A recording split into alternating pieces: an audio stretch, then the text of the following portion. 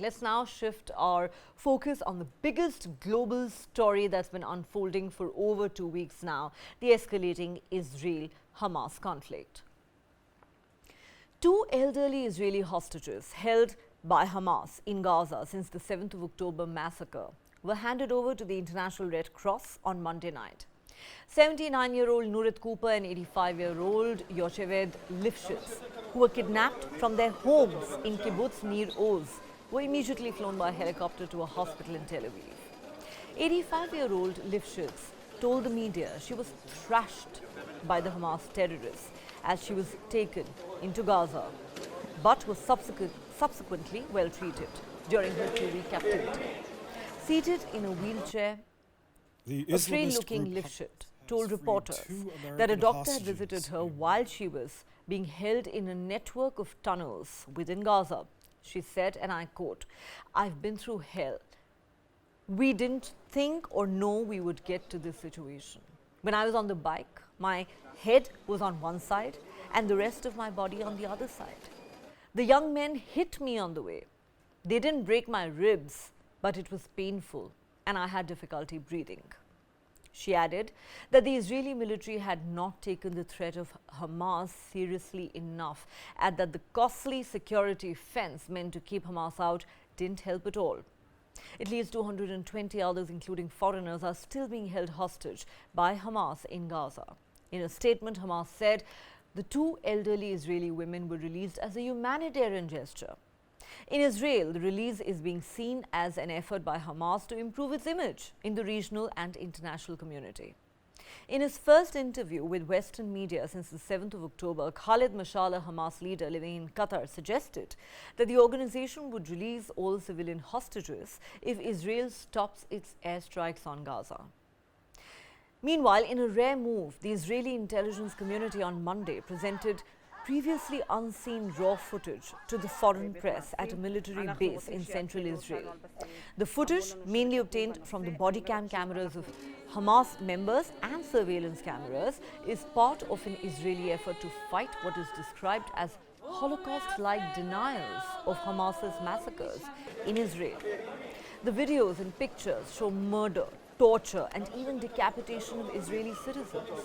A recording of a phone conversation reveals how a Hamas operative proudly called his family inside Gaza from a phone that he had stolen from an Israeli victim.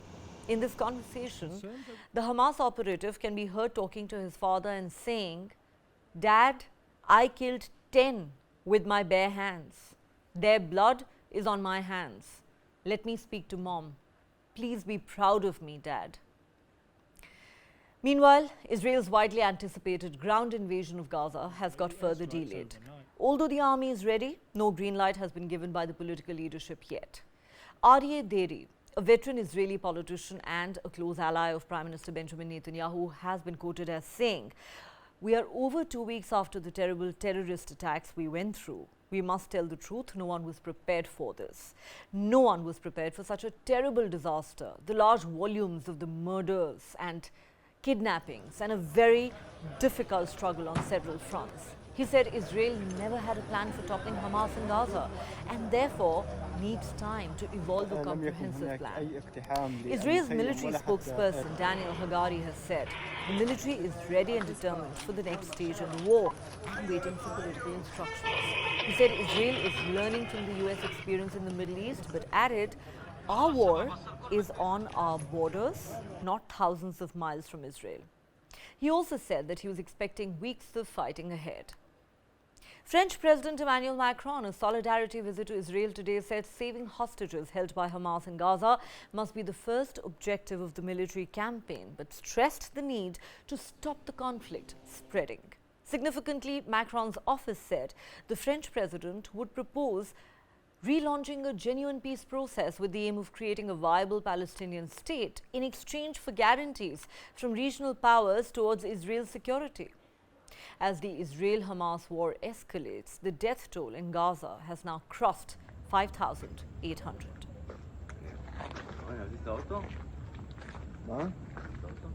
כל הבתים שלנו, איתו אנשים,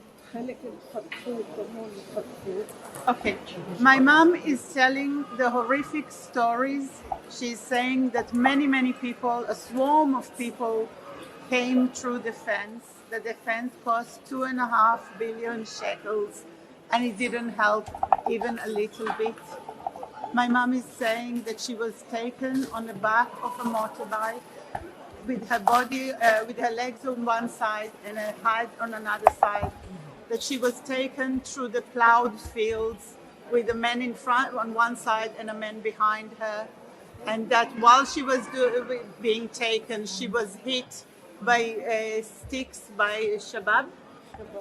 Yeah, Shabab people. Until they reached the tunnels.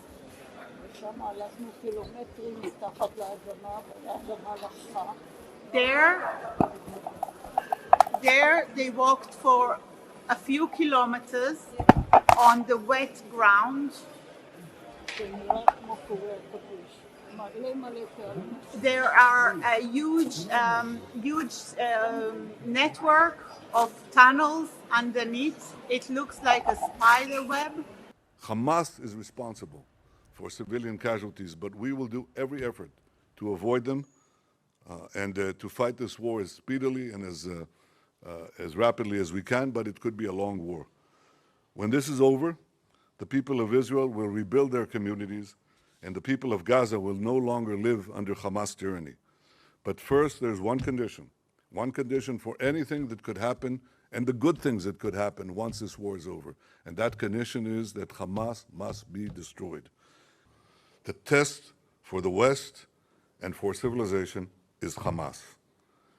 If Hamas emerges victorious, we will all lose. Europe will be endangered. Cette cause est juste, point final.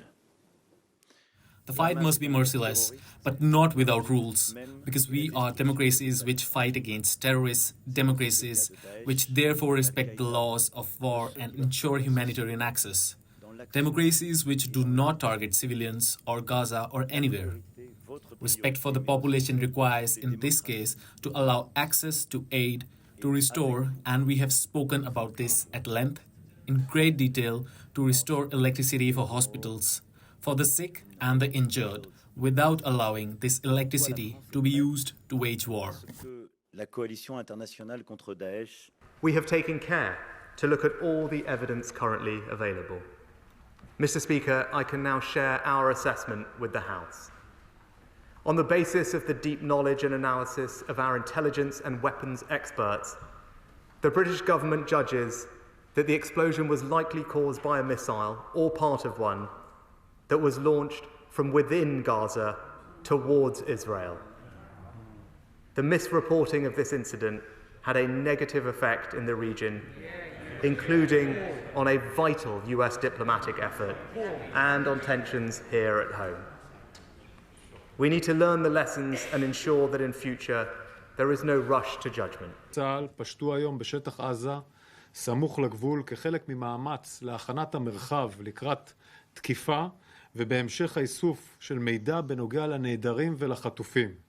משימה לאומית ראשונה במעלה. במהלך אחת הפשיטות נהרג לוחם צה"ל ו3 לוחמים נפצעו. הודעה נמסרה למשפחותיהם.